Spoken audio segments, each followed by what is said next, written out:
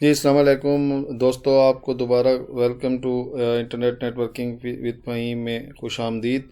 तो जैसा कि आपको मालूम है कि हमने राउटिंग का मॉड्यूल शुरू किया हुआ है और उसके मुतालिक हम आपको कॉन्सेप्ट और बता रहे हैं कि किस तरह राउटिंग जो है वो काम करती है नेटवर्क की वर्ल्ड में। तो पिछली लेसन में हमने आपको बताया था कि राउटिंग क्या चीज़ है। आज हम आपको बताएंगे राउटिंग टाइप्स।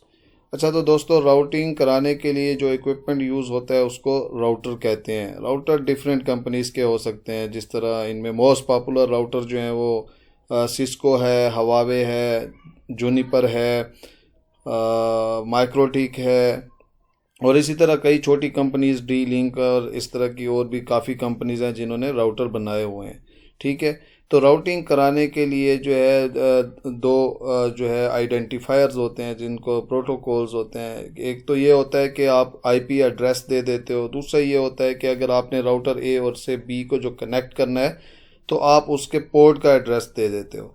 अगर आप राउटर्स को जिस तरह हमारी इस डायग्राम में राउटर ए बी सी है, अगर आप राउटर ए और बी को सीरियल पोर्ट से कनेक्ट करते हो तो उस इंटरफेस का एड्रेस आप देंगे। उसके थ्रू भी ये राउटिंग को आइडेंटिफाई किया जाता है, या फिर आप आईपी एड्रेस देंगे। जो मोस्ट पॉपुलर तरीका है वो आईपी एड्रेस देने का है। तो अब इस लेसन में हम देखते हैं कि राउटिंग की टाइप्स कौन सी होती हैं। राउटिंग दो टाइप्स की होती है। एक को कहते हैं स्टैटिक राउटिंग, इसको डिफ़ॉल्ट राउटिंग भी आप कह सकते हैं। और दूसरी होती है डायनामिक राउटिंग, जिसमें डिसीजंस जो है डायनामिकली हो रहा होता है कि किस तरह पैकेट्स ने सोर्स से डेस्टिनेशन तक जाना होता है। स्टैटिक राउटिंग के अंदर जो राउटिंग टेबल्स होते हैं वो आप मैनुअली डिफाइन करते हो। यानी अगर राउटर ए बी और सी से कनेक्टेड है तो आपको जो है राउटिंग जो है पाथ जो है खुद ही राउटर ए के अंदर भी डिफाइन करने पड़ेंगे।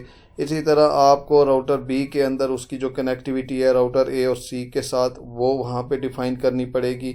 और इसी तरह राउटर सी की जो कनेक्टिविटी राउटर ए और राउटर बी के साथ है उसके अंदर भी आपको राउटिंग डिफाइन करनी पड़ेगी। तो इसको कहते हैं स्टैटिक राउटिंग, जिसमें आपने मैनुअली हर राउटर के अंदर जो है राउट डिफाइन करने होते हैं।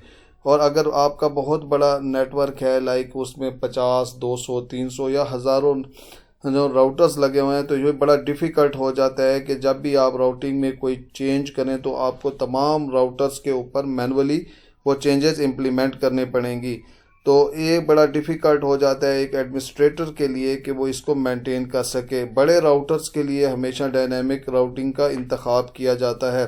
डायनामिक राउटिंग्स जो है उसके अंदर बहुत ही जो पॉपुलर प्रोटोकॉल्स यूज़ होते हैं उनमें रिप है, राउटिंग इंफॉर्मेशन प्रोटोकॉल है, दूसरा उसमें OSPF है और तीसरा BGP है। ये तीन most popular dynamic routing protocols हैं जो डिफ़ाइन किए जाते हैं इन राउटर्स के ऊपर जब आपकी एक ऑर्गेनाइजेशन बहुत बड़े नेटवर्क पर मुश्तमिल हो। क्योंकि इस तरह जो है इस डायनामिक राउटिंग में जो है एक आप हर राउटर के ऊपर इन जो प्रोटोकॉल्स हैं लाइक BGP, रिप और OSPF डिफ़ाइन कर देते हैं, जिससे एडवर्टीजमेंट हो जाती है और कोई एक चेंज भी अगर किसी राउटर पे होती है तो दूसरे राउटर पर वो अपडेट हो जाती है। तो इसलिए बड़ी ऑर्गेनाइजेशंस के लिए, बड़े नेटवर्क्स के लिए हमेशा डायनामिक राउटिंग चूज़ की जाती है। और छोटे नेटवर्क्स के लिए जो कि 5, 10 या 20 जो है राउटर्स पर डिफ़ाइन होता है, उसके अंदर आप स्टैटिक राउटिंग का मैकेनिज़्म अप्लाई करते हैं। तो दोस्तों हमारे साथ देखते रहिए, हम अगले लेसन के अंदर जो है आपको स्टैटिक राउटिंग और डायनामिक राउटिंग के बारे में मज़ीद तफसील से बताएंगे और उनकी लैब परफॉर्म करेंगे। तब तक के लिए अल्लाह हाफ़िज़, शुक्रिया।